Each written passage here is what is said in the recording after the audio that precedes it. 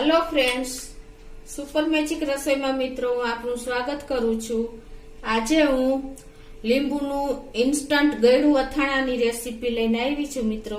તો તમને ચોક્કસ મારો વિડીયો ગમશે તો વિડીયો ગમે તો લાઈક કરજો, શેર કરજો અને સબસ્ક્રાઇબ કરવાનું ભૂલતા નહીં। તો હવે આ ગળ્યા લીંબુના અથાણામાં શું ઇન્ગ્રેડિયન્ટ લીધા ને એ બતાવી દઉં। એમાં મેં 250 ગ્રામ લીંબુ લીધા છે। આવા આપણે પાતળી છાલના એકદમ લેવાના છે, એટલે જ્યુસી થોડાક હોય અને જલ્દી આપણે આ લીંબુ તૈયાર થઈ જાય। અને એની સામે મેં 250 ગ્રામ ગોળ લીધો છે દેશી, તમે કોઈ પણ ગોળ લઈ શકો છો। અને મીઠું છે અને આપણે અથાણાનો મસાલો જે છે, આપણે મેથીઓ ગળ્યો કે ખાટા અથાણાનો મસાલો જે હોય તે, હિંગ છે, લાલ મરચું પાવડર છે અને થોડું એવું પાણી જોશે। તો આટલા ઇન્ગ્રેડિયન્ટ જોશે મિત્રો।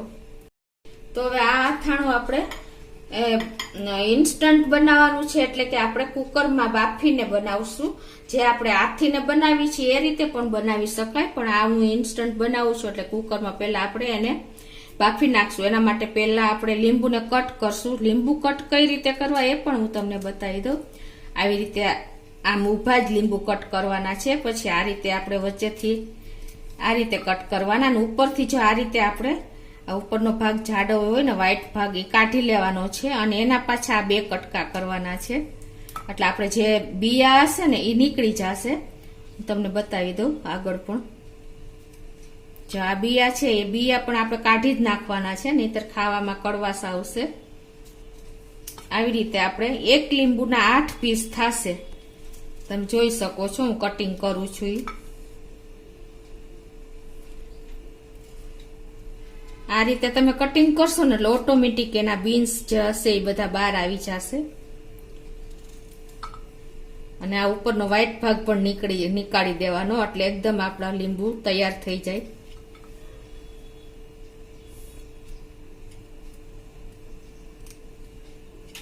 તો આ રીતે હું બધા લીંબુ કટ કરી લઉં છું।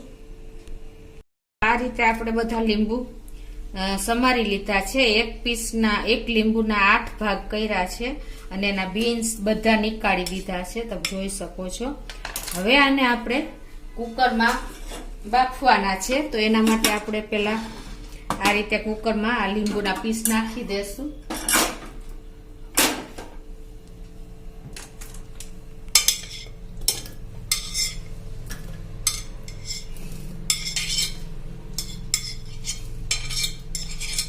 અને હવે આમાં આપણે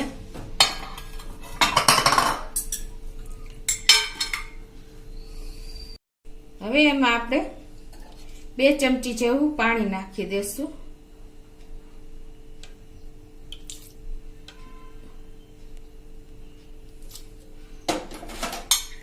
અને એમાં આપણે જરાક એવી આપણે અડધી ચમચી જેવી હિંગ નાખી દેશું।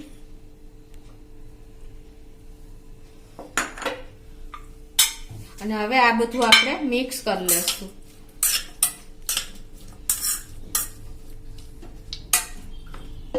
હવે આનું કુકરનું લીડ બંધ કરીને આપણે આને 2 વિસલ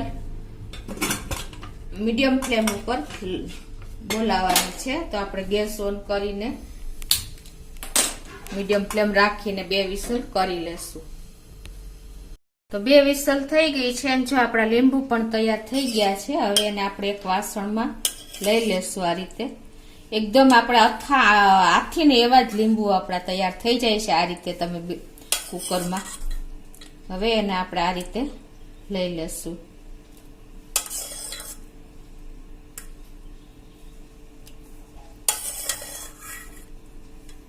આ પાણી તમારે એડ કરવું હોય તો ચાલે અને તમારે બીજે ઉપયોગ કરવો હોય તો પણ ચાલે।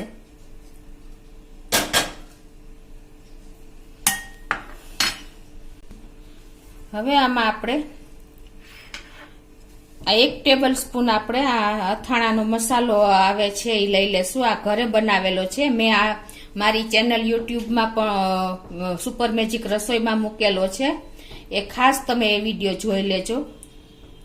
આ 1 ટેબલ સ્પૂન આપણે આ મસાલો નાખશું અથાણાનો અને 1.5 ટેબલ સ્પૂન આપણે લાલ મરચું પાવડર નાખશું તમે તમારા ટેસ્ટ એકોર્ડિંગ વધઘટ કરી શકો છો. અને 1 ચમચી જેવી આપણે હિંગ નાખશું. હિંગનો ટેસ્ટ આમાં બહુ સરસ આવે છે મિત્રો. અને 1 ચમચી જેવું આપણે મીઠું નાખશું. અને 1 ટેબલ સ્પૂન જેવી આપણે દળેલી ખાંડ છે એ નાખશું. કેમ કે ખટાશ ગળાશને બેલેન્સ કરવા ખાંડ આપણે થોડીક નાખશું. અને હવે આપણે જેટલા લીંબુ લીધા છે 250 ગ્રામ એટલો જ આપણે ગોળ નાખી દેશું.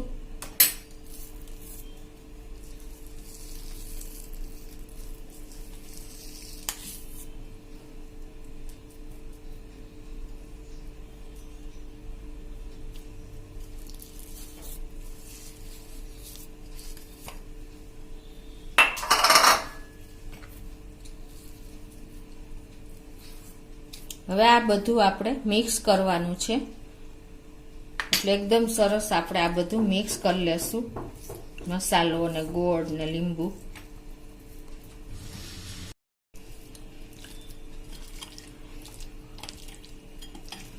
આપણે મિક્સ કરી લીધું છે.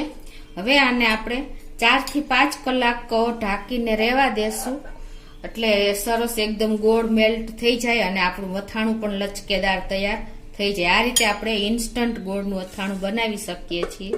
તો આ રીતે ઢાંકીને હું ઘરમાં જ આ રીતે મૂકી દઉં છું. તો મિત્રો આપણે લીંબુનું અથાણામાં ગોળ અને મસાલો મિક્સ કર્યો એને 5 કલાક થઈ ગઈ છે. આપણે રેસ્ટ આપ્યો એને. અને તમે જુઓ લીંબુની કન્સિસ્ટન્સી, લીંબુનું અથાણાનું કેવું એકદમ મેલ્ટ થઈ ગયો છે. આપણે અથાણામાં ગોળ અને મસાલો બધું સરસ મેચ અને મિક્સ થઈ ગયું છે. તો આ કન્સિસ્ટન્સી આવે છે એકદમ ફ્લફી જેવી, તમે જોઈ શકો છો. આ અથાણું મિત્રો એવું ચટાકેદાર, ટેસ્ટી, ગળ્યું, તીખું, ખાટું, મીઠું એટલું મસ્ત થાય છે. અને પ્લસ આપણે આમાં ઉપરથી હિંગ એડ કરી છે ને, તો એનો ટેસ્ટ પણ બહુ સરસ આવે છે. તમે જુઓ, આ ઇન્સ્ટન્ટ આપણે કુકરમાં લીંબુ બાફીને આપણે અથાણું તૈયાર કર્યું છે, ગળ્યું અથાણું.